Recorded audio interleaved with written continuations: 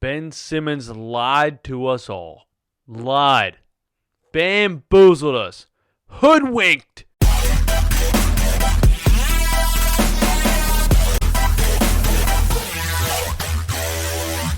Ben Simmons lied to us, man. He lied. He said in media day, when I'm open, I'm going to shoot the ball. I'm going to airball some of them. I'm going to miss some of them. But I'm just going to shoot it. I'm just going to shoot it. I'm just going to shoot it. He said that. And here we are. 11, 12 games into the season, and he won't even look at the basket. He won't even consider it. It doesn't make any sense. Because at what point do you say to this dude, Ben, you're the only one left. You're the only one left. Everybody knows it. Everybody.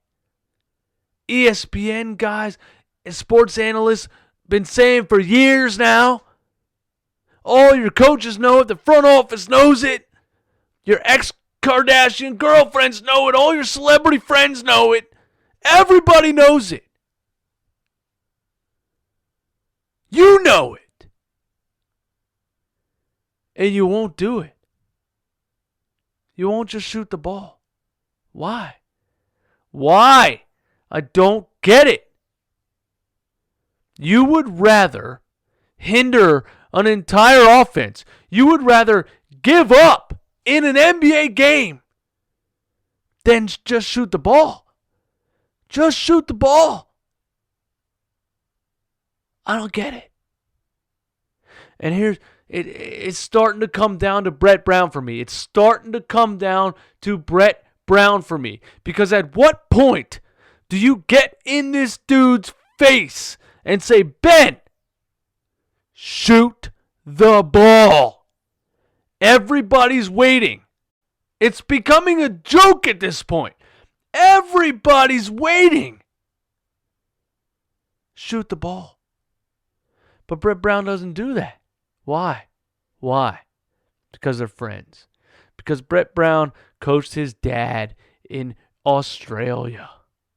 Because they're friends. He's going to shoot the ball when he's ready. When he's ready. When he's ready. When he's ready. But more and more now, you see the Sixers in crunch time.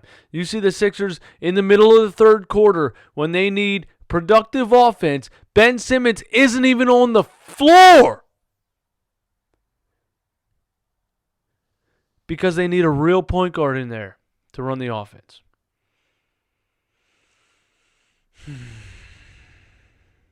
I've never seen anything like this in my life. Ever. In my life. Ever. It doesn't make sense. Tristan Thompson's out here shooting threes. Aaron Baines is out here shooting threes. Just shoot the ball. Just shoot it. What? How does this make sense in his mind? How does this make sense? This offense makes no sense at all. You can't.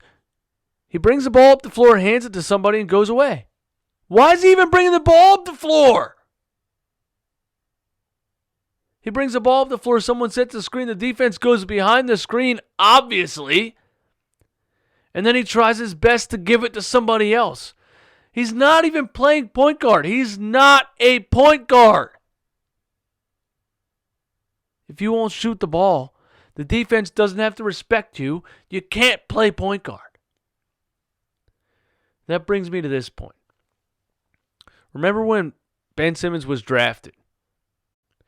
And Brett Brown said, we're going to make him a point guard.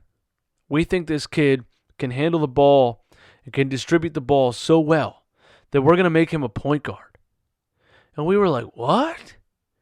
He's 6'10", 240, bro. He's going to play point guard? And they were like, yeah. And we were like, oh, shit, that's dope.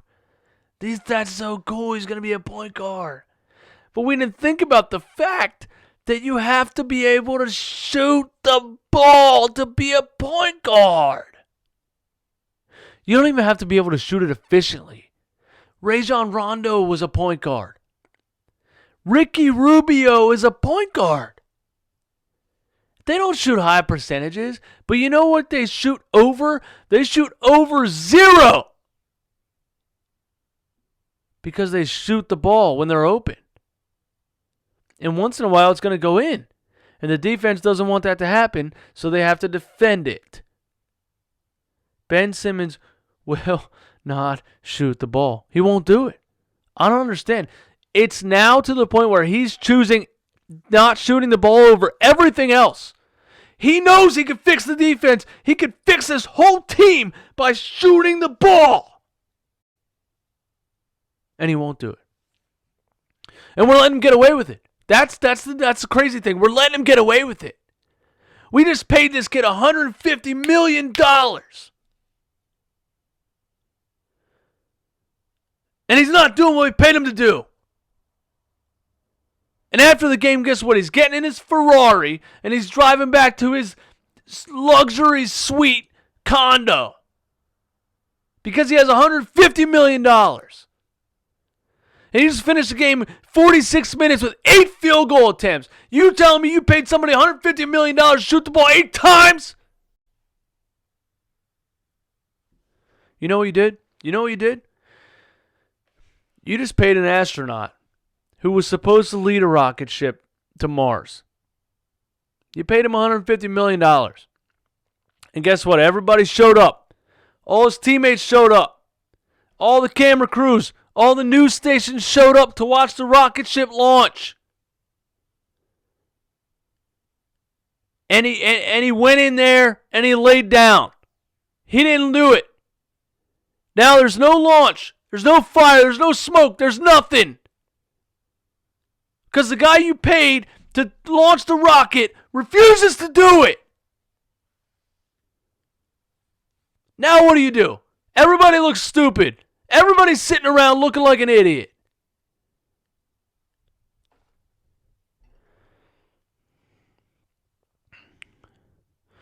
I've never seen anything like this in my life, man. I've never seen it. I can't put it into words.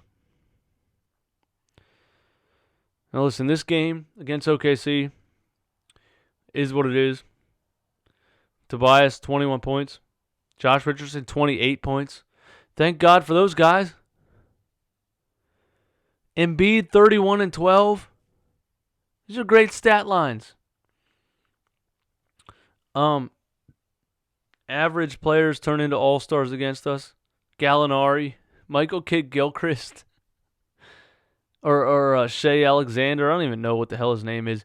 These guys are average, but against us, they make everything. It's just what it is. And when it came to overtime, they shot 90%. Step back jumpers to ice it. Threes, contested. Doesn't matter. It's going in. You know it is. But before overtime, Embiid had a play to win the game. And Brett ran the play to get him one-on-one against Steven Adams, and he got the one-on-one, and he shot a stupid quick jumper instead of taking him in the post and making him play defense.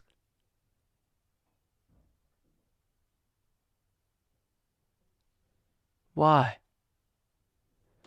Just why, man? Our final 2 plays was a quick Embiid jumper off of a screen, which is the dumbest thing I've ever. We're actually setting screens for a 7'2" player to get a jump shot. How do you even set a screen for a 7'2" player and not feel like an idiot? That's the offense we run? That's what our offense looks like? Are you serious? Dude, it was to the point in overtime where Furkan Korkmaz was bringing the ball up the floor. How is our offense in such bad shape that Furkan Korkmaz is now the point guard?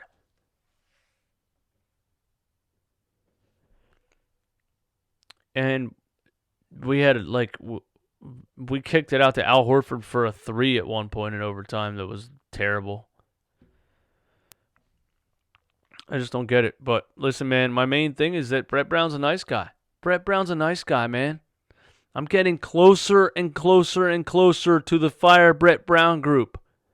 I'm right there. I'm right outside the door.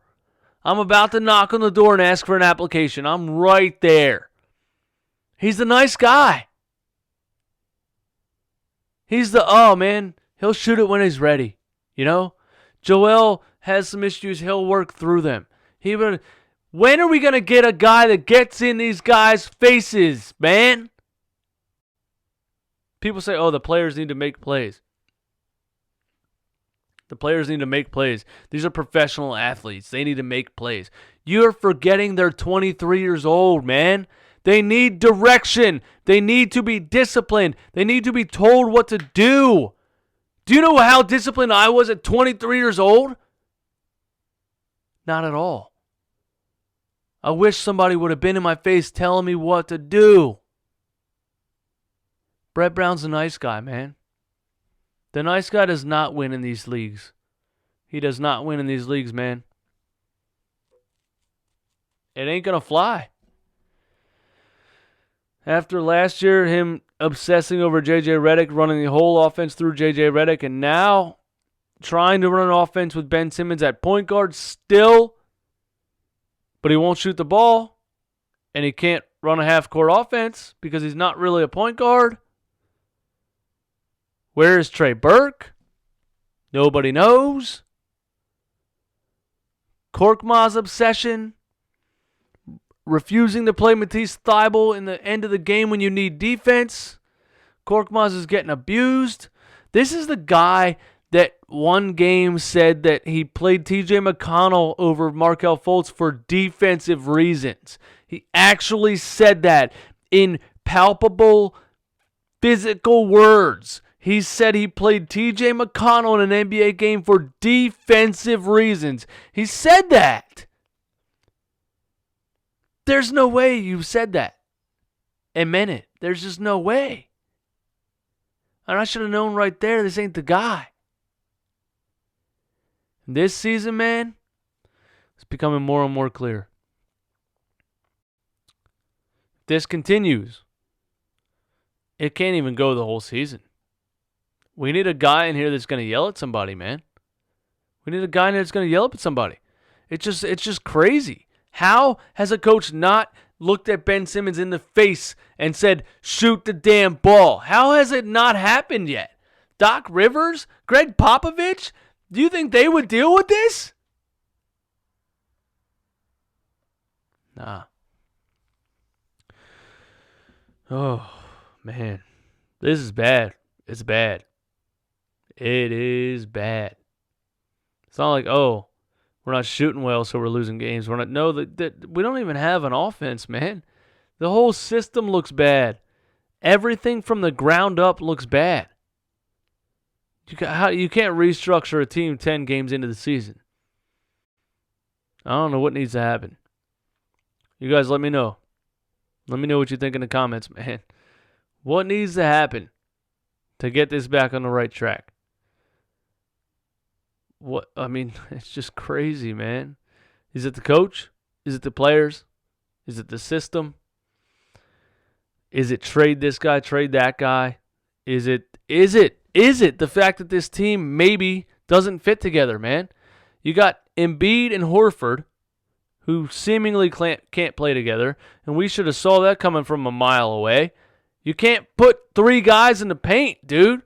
Then you got Ben Simmons, who won't shoot the ball. Now you got Embiid and Horford and a 6'10 point guard who won't shoot, who also can only score in the paint. There's only so much space in the paint, man. What is it, 5 feet from one side to the other?